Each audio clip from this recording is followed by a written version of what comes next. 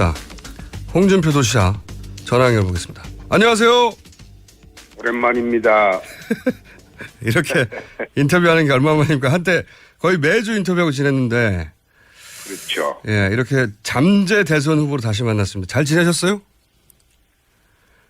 좀 힘든 시간이 좀 있었습니다. 제가 그 독고다의 홍반장이라는 별명도 만들어드렸는데, 네. 새누리당 대표까지 되셨다가, 네. 그때 한나라당이었죠. 금방 쫓겨나신 게 벌써 5년 전입니다. 5년이 됐어요. 네. 그거 쫓겨난 게 아니라 내가 사표 내고 나왔죠. 쫓겨난 거죠. 그렇죠. 네, 쫓겨나셨죠. 합시다. 되돌아보면, 예. 이 소위 친박으로부터 쭉 당해왔다, 이렇게 말할 수 있지 않습니까? 홍 지사님은? 그래왔죠. 예, 쭉 당해 오셨죠. 예. 네. 그때 5년 전에 이제 대표에서 금방 쫓겨나신 후에, 제가 정치인 홍준표는 이렇게 끝이 나나 그랬었어요. 그래서 그때는 저한테 전화하셔가지고 이제 종편 같이 하자고 몇 번이나 그러셨잖아요. 그랬죠. 예. 방송 날이 한때는 있었죠. 예, 방송인으로 거듭나겠다며. 자, 그런데 이제 갑자기 대선 주자로 이제 주목하고 계십니다. 그래서 최근 몇 년간 홍준표 흥망상쇠 제가 한번 간단히 되짚어 보는 건데, 네네. 그러다가 이 성완종 사건으로 1심은 유죄를 받았다가 최근에 2심 무죄를 받으셨어요. 이제 대법원 판결을 남기고 있기 때문에 네. 이거 관련해서는 딱 두 가지만 여쭤보겠는데, 네. 돈은 진짜로 안 받으셨어요? 그거 실체적 진실은 재판에서 가려지는 것인데. 그렇겠죠, 물론. 그런데 만약 그래 물어보면 예. 내가 이렇게 답변할 수밖에 없죠. 나중에 저선 가서 성완종이한테 물어보는 게 제일 빠르겠죠. 그러나 민주국가에서 사법제도가 있는 한 법원의 판결이 나면 그걸 사실로 받아들여야 하는 것이 또 민주국가의 제도겠죠. 예. 그건 잘 알겠습니다만은. 김어준 씨가 자꾸 그래 물으면 예. 나중에 내 저선 가서 성완종이한테 한번 물어볼게. 아니, 그렇게 말고, 제가 그 지사님을 오랫동안 잘 알아왔지 않습니까? 네. 지사님도 예. 저를 잘 아시고. 그냥 그래서, 그냥 단도직입적으로 여쭤보는 겁니다. 안 받으신 건가요? 네. 네. 난 그 사람 잘 몰라요. 알겠습니다. 제가 이런 질문을 드린 이유는 어쨌건 대선 출마할 수도 있는 마당에 네. 직접 본인 입장을 밝혀주긴 해야 하는 것 같아서 여쭤본 거고요. 두 번째 질문은 네. 1심 때 법정 출두하면서 아주 짧게 이게 다 업보라고 하셨어요. 그때 처음으로. 그렇습니다. 그때 왜 그런 말 하셨습니까? 이 사건 처음에 1년 10개월 전에 문제가 될 때 내 그런 생각을 했습니다. 왜 그런 생각을 하셨어요? 검사를 하면서 예. 많은 사람을 단죄를 했죠. 그리고 정치하면서 상대방 가슴에 못 박는 말을 많이 했죠. 그래서 내 업보를 치르는 중이다. 그래서 이번에 아마 항소심 무죄 판결 나면서 내가 쌓은 업을 치렀다고 생각했습니다. 그래서 요즘은 좀 가뿐해졌습니다. 그러니까 앞으로 남한테 예전에 이제 검사하면서 피의자를 험하게 다뤘다든가 정치하면서 상대한테 상처가 되는 말을 했다든가 이런 업보를 받는다. 그런 생각을 하시고. 그래서 앞으로 이제 상처 주지 말고 정치하자 이런 성찰, 다짐 이런 이야기였나요? 그렇게 해야 되는데 네. 자꾸 나를 건드리면 또 달라지겠죠? 아니 근데 그래놓고 뇌물 먹고 자살한 사람 이런 표현을 또 왜 하셨어요? 그거는 내가 민주당 일각에서 대선 후보 자격 논란을 이야기하길래. 네, 그건 알겠는데. 아니 그래서 그 말을 하게 된 거죠. 그러니까 제 말은 뭐냐면 업보를 말씀하시는 분이 또 왜 상처 주는 표현을 다시 하셨냐고요. 나를 건드리니까 그렇지. 안 건드리면 내가 그 이야기 할 이유가 없지. 아니, 업보를 말씀하셨으니까 제가 그런 말 하는 거 아닙니까? 왜 또 다른 업보를 그렇게 대선을 지금 언급하는 마당에 다시 쌓기 시작하시냐 이런 말입니다. 예. 아니, 자기들은 그런 그 자격 문제가 있는 사람들이 왜 그걸 나한테 그걸 갖다가 시비를 거냐. 예. 그냥 시비 걸지 마라. 그 뜻이죠. 예. 울컥하신 거죠. 그렇지. 기분 나쁘지. 아니, 제가 오늘 처음 통화할 때 느낀 건데 예전보다 말도 말하는 속도도 굉장히 천천히 부드럽게 하시는 거 보니까 아, 이제 네. 업보를 쌓지 말아야 되겠다. 이렇게 조심하시는 거 아닙니까? 그죠? 예. 내가 가능하면 좀 그런 얘기 안 하고 살았으면 좋겠어요.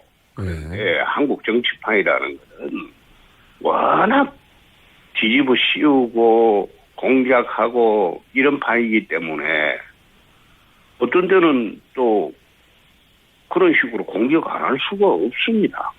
이제 제 말은 다 업보까지 말씀하신 분이니까 내가 내 출마 자격을 문제 삼아서 욱해서 그랬다. 그러고 나서 그 발언은 사과하시는 게 낫지 않습니까?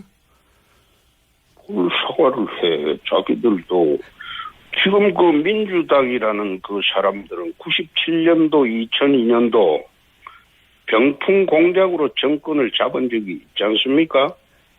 네. 그런데 이제는 대법원 재판도 공작으로 할 수 있는지 그런 식으로 또 자꾸 시도를 하게 되면 상황이 달라지죠. 네, 알겠습니다. 고집은 예전부터 대단하신 분인데 하여튼 사과를 안 하시겠고 자 그럼 다음 문제로 넘어가겠습니다. 예, 예. 박근혜 대통령은 어떤 대통령입니까? 좀 무능하지요. 그냥 딱 단순히 무능하다 한마디로 끝나는 겁니까? 난 박근혜 대통령하고 정치를 한 20여 년 같이 해봤는데 위법하거나 위헌적인 행동을 할 사람은 아니라고 봅니다. 단지 최순실 같은 허접한 사람하고 또 그 사람한테 이용됐다고 그런 느낌을 받습니다. 그래서 무능한 대통령이지 꼭 위법을 했다 이렇게 보지는 않습니다. 그러니까 무능 옛날에 중국 진나라 시절에 진나라가 최초로 중국을 통일하고 32년 만에 망합니다. 진시황이요. 예. 예. 진시황 아들 호해 시절에 망합니다. 진시황이 죽고. 근데 거기에 망하는 죽음이 조고라는 황관이 있습니다. 예, 시대에 국정농단을 냈던 조고라는 황관이 있는데 박근혜 대통령 들어오고 난 뒤에는 한 2년을 거치면서 2년 후에 이 정부의 조고라는 사람 때문에 어려움을 처할 것이다. 그런 이야기를 내 주변 사람한테 한번 한 일이 있어요. 친박의 조고는 누굽니까? 내가 누구라고는 이야기하지 않겠습니다. 그래서 몇 명인데요? 몇 명이라고도 이야기하기가 어렵죠. 그게 그런데 예. 그 사람들 때문에 결국은 무능하니까 예. 나라를 이 꼴로 만든 거 아니냐. 난 그렇게 봅니다. 대통령은 무능했고 그리고 친박 주변의 몇 인물은 환관 조고에 해당될 인물이다. 아니 조고 같은 인물이 있다. 막 그 정도로 하십시다. 한 명 이상입니까? 네, 그것도 이야기하기 어렵습니다. 내가 지금 같은 당에 있었던 사람 또 여당의 사람들이기 때문에 누구라고 지칭하기는 어렵지만은 조고 같은 인물이 있기 때문에 대통령이 이 지경에 이르렀다 이런 생각을 합니다. 그래서 결국은 이제 무능하지만 무능이 사법적 소추 대상은 아니지 않느냐 이렇게 보시는 거죠. 말하자면. 저는 그래 봅니다. 네. 예. 그런데 무능했다고 하는 프레임이 지금 대통령 변호인단에서도 나오는데 제가 한번 이렇게 얘기해 드려볼게요. 그 박 대통령도 이제 좋은 정책이라서 한 것일 뿐이다 이렇게 얘기하거든요. 최순실이 이권을 챙기는 줄은 몰랐다. 지금 말씀하신 그런 말씀 맥락을 같이 하는 건데. 근데 대통령은 본인이 펴는 정책이 뭔지 알고 해야 되잖아요. 그렇죠? 그런데 아무리 고의가 없다고 봐줘도 업무상에 필요한 주의를 게을리했으니까 이게 과실 정도지 과실. 이게 단순한 무능 아니지 않습니까? 그러니까 업무상 과실은 그리고 그냥 과실보다 중하게 처벌하잖아요. 형사적으로. 근데 예. 거기 과실로 처벌하는 범죄는 특정이 되어 있습니다. 자, 그러면 제가 이렇게 지금 여쭤볼게요. 예. 거론된 모든 범죄는 과실은 처벌이 되지 않는 범죄입니다. 자, 제가 이제 그럼 이렇게 또 얘기해 볼게요. 구체적으로 하나만 예를 들어보겠습니다. 이제 대통령이 최순실을 추천한 민간인 2명을 안종범 경제수석을 시켜서 KT 회장에게 전화해서 KT에 취직시켜준 사건, 이건 아시죠? 그거는 내 언론을 통해서 안 봤어요. 예. 근데 이게 좀 자세히 말씀드리면 그 사람들 보직을 처음엔 취직시키고 그 다음에는 그 사람들 보직을 광고 담당으로 변경하라고 또 경제수석을 시켜서 KT 회장에 전화를 합니다. 그리고 나중에는 KT 회장에게 최순실 광고회사를 자격도 안 되는데 KT 광고회사로 선정하게 해요. 그래서 최순실을 추천한 2명이 KT 내에서 최순실 광고회사에 KT 광고를 몰아줍니다. 이런 사건이 있었고 안정범 수석도 인정했고 안정범 수석 다이어리도 나오고. 그런데 대통령이 민간인 기업의 보직을 정해서 취직시킨다. 그리고 나서 광고회사를 그 광고 담당으로 시킨다. 이거는 어린애도 아니고 너무 뻔하지 않습니까? 이렇게 되면 대기업 광고를 최순실 회사가 먹겠죠. 도지사님이 검사 시절에 이런 거 그냥 모르고 그랬다고 믿어주시겠습니까? 아니, 대통령이 선출직인데 예. 선거 때 도와준 사람 그걸 갖다가 불법적으로 도와주면 안 되겠죠. 근데 그게 합법이냐 불법이냐 그 문제는 법원의 별도의 판단 또는 검찰의 별도의 판단이 있겠지만은 그 자체만으로 비난하기가 좀 어렵지 않습니까? 아닌데요. 지금 누가 정권을 잡든 간에 예. 정권 잡던 과정에서 자기에게 도움을 준 사람을 도와준다는 취지로 그렇게 했을 경우에는 그걸 꼭 범죄로 몰아서 단죄를 해야 되겠다. 그거는 좀 그렇지 않습니까? 그건 또 다른 한 방향으로 이해를 해줄 수는 있는데 그게 범죄가 된다면 그 문제가 되겠죠. 그러니까 여기서 범죄냐 아니냐를 떠나서 박근혜 대통령은 그게 이권을 이해한 건지 몰랐다고 하는데 이 정도 구도면 야 이렇게 광고 담당으로 보직을 정해주면 그리고 그 광고 그러니까 예. 그러면 무능한 사람이지. 이걸 어떻게 모릅니까? 지사님 검사 시절에 이걸 몰랐다고 하면 믿어주시겠어요?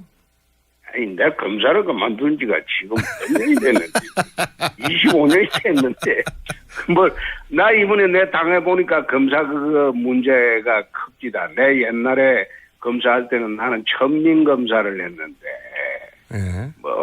밑바닥 검사를 했는데 요즘 내가 당해보니까 검사가 이거 사건을 수사하는 게 아니고 사건을 만드는 그런 걸 봤어요. 그래서 내 죽으면 내 아들들한테 현고 검사 부군실리로 지방을 써라. 그래 쭉 얘기를 해왔는데 이번 사건 당하고 난 뒤에 내 두 아들한테 그런 이야기를 합니다. 아니 그러면 밖에 나가서 너가 아버지 검사했다고 절대 이야기하지 마라. 내가 그런 이야기. 검사가 변했어요. 예전과 달라요? 예전에 우리가 검사할 때는 검사는 바른 일만 했지요. 바른 일만. 자, 그러면 지사님 이번 특검 수사는 그럼 검사에게 나와서 하는 말인데 어떻게 평가하십니까? 특검 수사는. 원래 특검은 그거는 그 정치검사입니다. 네? 특검이 순수 사법이라고 보기는 어렵습니다. 정치권에서 임명된 일종의 정치검사들인데 이번 특검의 수사 과정을 지켜보면서 내 잘잘못을 떠나서 여론에 따라가는 수사를 하는 거 아니냐. 그런 느낌을 받았습니다. 그러면 특검보다 오히려 검찰 특수본이 더 올바른 수사를 했었다 이렇게 보십니까? 특수본은 나는 저거는 만들어 놓고 제대로 수사를 못했다고 봅니다. 그리고 상대적으로는 어쨌든 특수본이 나왔습니다. 특수본에서 기업 사람들은 피해자로 봤습니다. 그때는 피해자로 봤죠. 특검에 가자마자 그게 갑자기 가해자로 둔갑을 했습니다. 공범이 됐죠. 그런데 그거는 저희가 보기에는 증거 또는 수사에 의해서 바뀐 게 아니라 어떻게 보면 여론에 따라가는 수사를 하다 보니까 갑작스럽게 그렇게 바뀐 게 아닌가 그런 생각도 해봤습니다. 그러면 특수본이 오히려 더 올바로 수사했다는 말씀이 되는 건데요. 근데 특수본도 제대로 수사 못했죠? 안 했죠? 도지사님이 1년 반 전에 성완종 사건으로 기소될 때 지금 검찰대로 정치검찰이라고 하셨어요. 내가 정치검찰이라고 한 기억은 없습니다. 기사에 그렇게 나옵니다. 저도 기억이 나요. 아니 기사에 그래 정치적이었다. 예. 그렇죠. 그 결론은 정치적이었다는 건데 예. 그거는 성완종 리스트는 나중에 한번 재수사해 볼 기회가 있으면 알게 될 것입니다만 그거는 2012년도 박근혜 대통령 선거 당시에 대선 자금 문제입니다. 대선 자금 문제인데 그걸 피해가기 위해서 사건을 만들다 보니까 내 사건하고 이완구 사건은 대선 자금이 아니죠. 하나는 경선 자금으로 만들어 놨고 하나는 선거 자금으로 만들었죠. 그래서 내가 좀 결론을 낼 때 이것은 정치적인 목적을 갖고 한 수사가 아닌가. 내가 그런 이야기는 한 적이 있습니다. 그 사안은 저희가 따로 한번 언제 시간이 되면 다루기로 하고요. 제가 이 질문을 드린 이유는 뭐냐면 이제 특검이 정치적이라고 하시니까 원래 특검은 정치권에서 임명을 하고 정치적인 성향을 안 지닐 수가 없습니다. 그래서 내가 하는 소리입니다. 그게 나쁘다 좋다를 떠나서. 예, 알겠습니다. 헌법재판소하고 대법원이 또 다른 것은 헌법재판소의 본래적 본질은 정치적 사법기관이라고 헌법책에 되어 있습니다. 대법원은 순수 사법기관이에요. 왜 그런가 하면 헌법재판소는 정치권에서 다 임명을 하기 때문에 정치적 사법기관이라는 겁니다. 알겠습니다. 그래서 헌법재판소 결론을 할 때는 정치적인 판단이 반드시 들어간다는 겁니다. 자, 그러면요. 특검이 이재용 부회장에게 영장을 신청한 것도 정치적 편향이었다고 보십니까? 그거는 대답하지 않겠습니다. 그거 대답하면 예. 또 확작직걸 하기 때문에 그건 내 생각을 가지고 있긴 하지만 그건 대답하는 성질의 것은 아닌 것으로. 그러면 특검은 계속 정치적 하셨는데 그러면 영장을 발부한 법원도 정치적이 되는 거 아닙니까? 영장 발부했는데 이재용 부회장. 그걸 내 보면서 느낀 점은 처음에 영장이 기각됐을 때 법원 앞에 반대단체자들이 천막을 치고 영장 발부한 기각한 그 판사를 성토를 냈어요. 예. 천막을 쳐놓고. 예. 그러니까 판사님들이 출퇴근하면서 그걸 볼 것 아닙니까? 예. 얼마나 심리적 압박을 받았겠습니까? 아니, 천막 때문에 말하자면 발부했나요? 아니 난 꼭 그런 게 아니라 예. 그거는 재판을 여론으로 하겠다는 거예요. 그런 식으로. 그 친박 단체도 거기 앞에서 집회 많이 합니다. 똑같죠. 똑같죠. 재판은 지금 헌법재판소를 압박하는 양진영의 집회와 시위도 이게 자제가 되어야 됩니다. 지금 앉아서 여론으로 재판하고 여론으로 결정하겠다고 하면 이게 인민재판이지 어떻게 민주주의 하에 정당한 사법권이 독립이 보장되는 그런 재판이 됩니까? 사법부도 그래서- 인민재판을 했다고 보시는 거죠? 그러면? 아니죠. 김어준 씨는 그런 식으로 단정하기 때문에, 뉴스나 이런 데서 떴는지 모르나.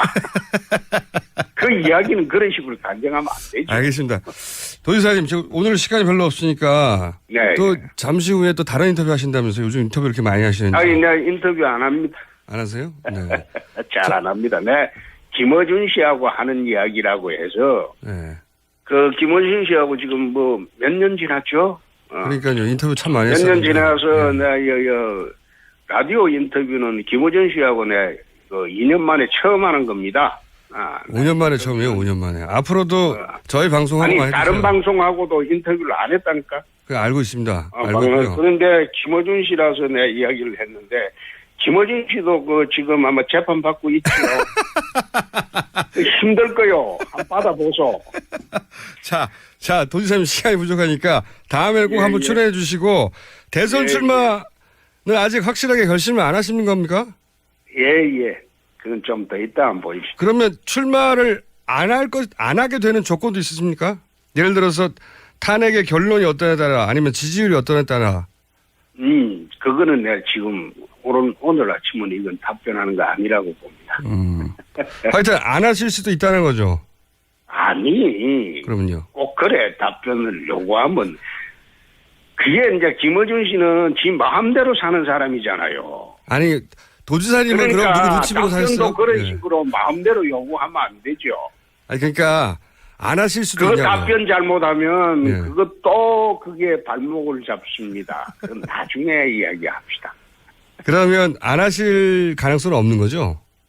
아니 하고 안 하고 그건 나중에 하자니까. 나중에. 그리고 방송 진행 잘하시고 저는 김어준 씨를 보면 참 부럽다는 생각이 세상에 저래 마음대로 자기 속마음을 다 드러내놓고 살아도 참 따르는 사람이 많으니까 이게 얼마나 좋은 인생입니까?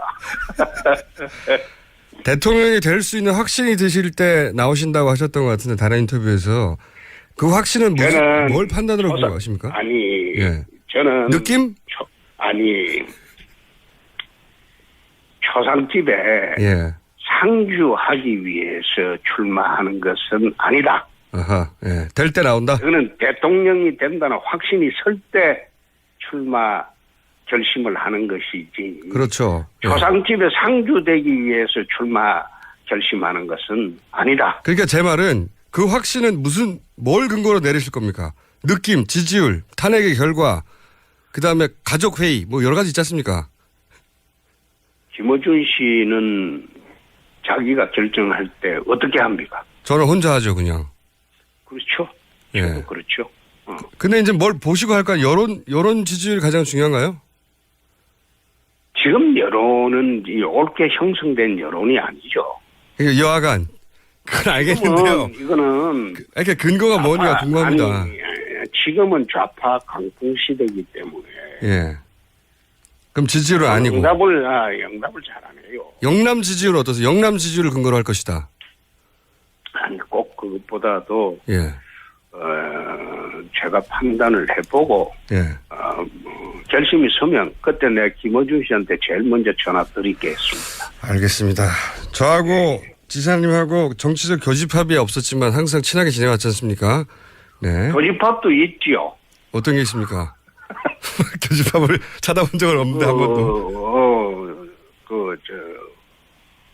마음대로 자기 결정을 하고. 그건 정치적 교집합. 과감하게 세상을 산다는 것은 비슷할 거요. 예, 마음대로 사는 건 비슷한 면이 있는데요. 아니, 정치적으로 과감하게 한 번도 세상을 산다는 거. 과감하게 알겠습니다. 예. 예. 정치적으로 한 번도 교집합은 없었어요. 자, 이건 어떠십니까? 예. 출마하시면 황교안 대행부터 얘기해야 되는데 지금 보기에는 본인과 황교안 대행을 정치적으로 비교하면 어떻습니까?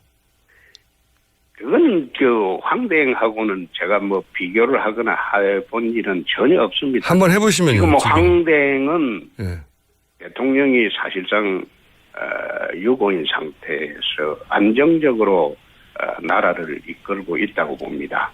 그래서 황대행에 대한 그 국민적 신뢰는 상당하다고 봅니다. 그런데 이제 정치적 상대로 볼 때, 라이벌로 볼 때, 라이벌이 됩니까? 저는 황대행을 단 한 번도 라이벌이나 정치적 상대로 본 일이 없습니다. 그런 상대가 안 된다는 말씀이신가요? 에이, 천만에. 그런 뜻이 아니고 그분은 지금 관료고 관료. 저는 정치를 하고 있습니다. 아. 그렇기 때문에 서로를 비교한다는 것, 그거는 난센스라고 봅니다. 하지만 경선 같은 게 있을 수도 있고 그러면 상대해야 되지 않습니까? 그럴 때는 이길 자신이 있으신 거죠. 가정을 전제로 답변하는 것은 좀 이상하죠. 원래 잘 하시면서.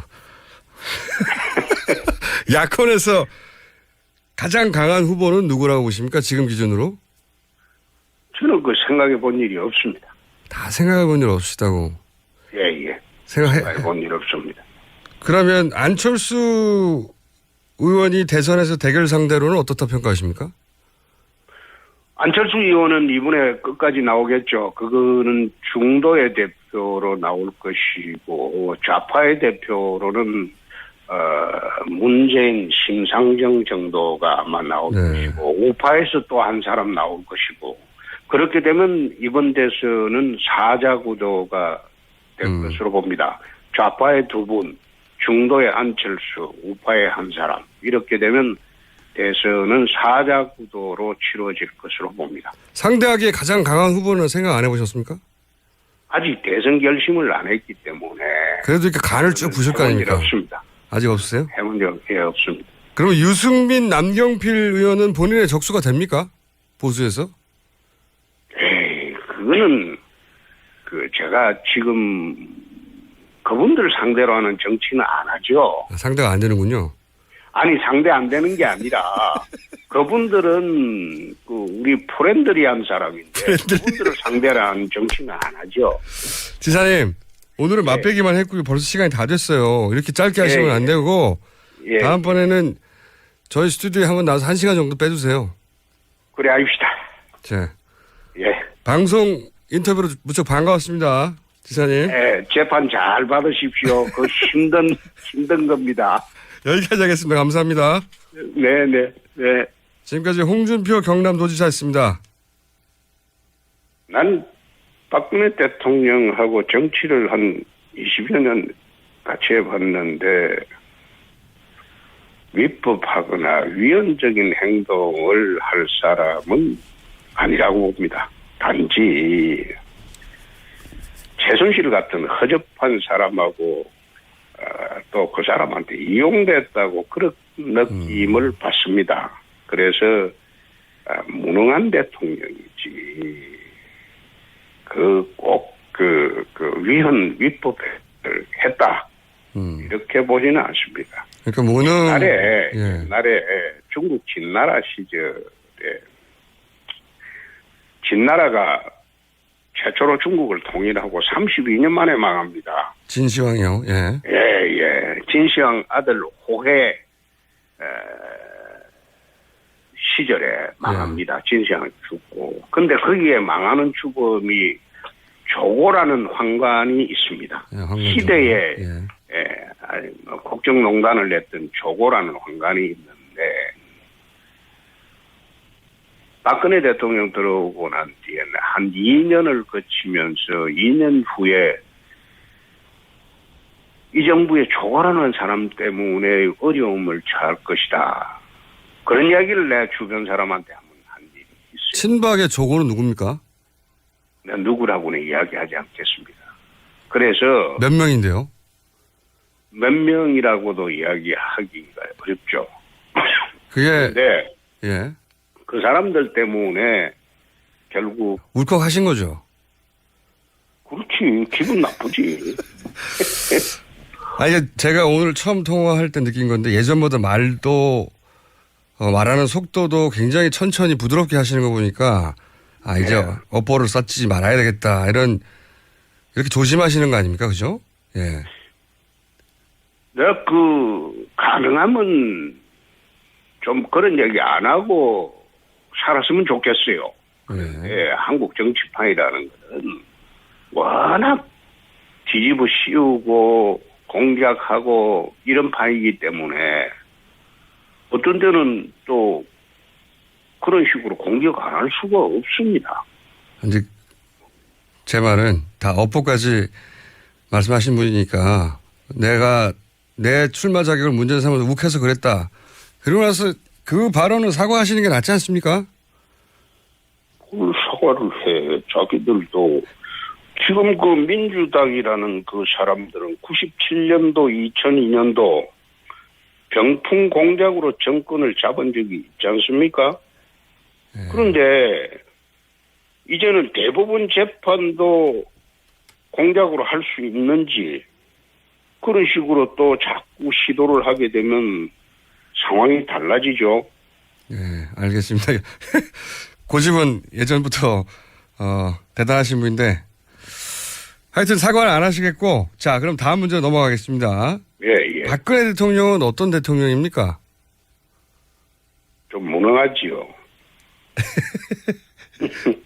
그냥 딱 단순히 무능하다 한마디로 끝나는 겁니까? 자, 홍준표 도시락 전화 연결 보겠습니다. 안녕하세요.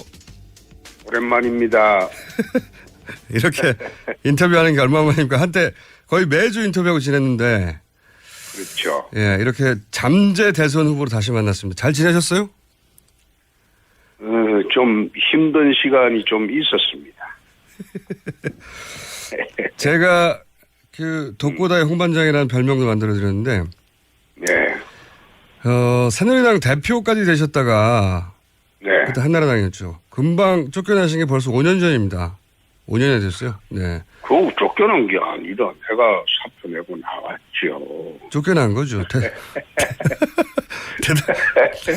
그렇죠? 네, 쫓겨나셨죠. 합시다.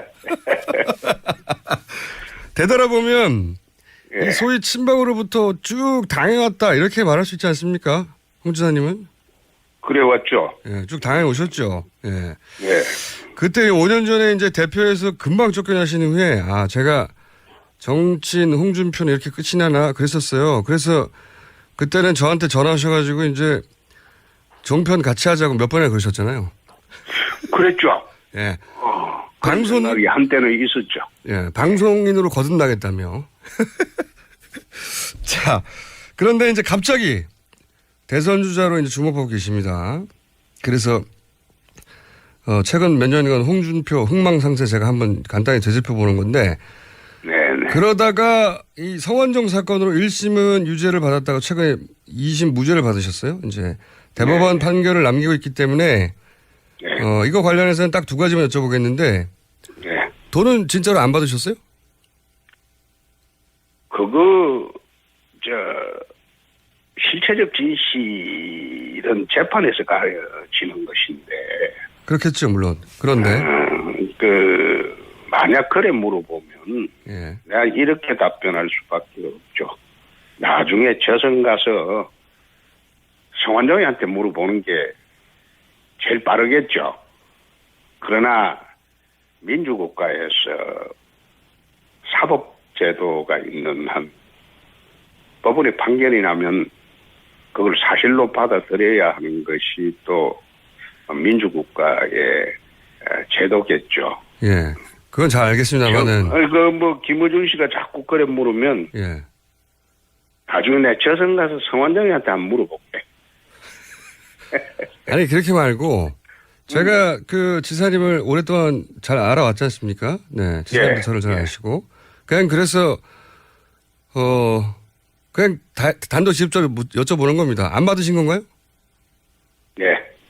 네. 난 그 사람 잘 몰라요.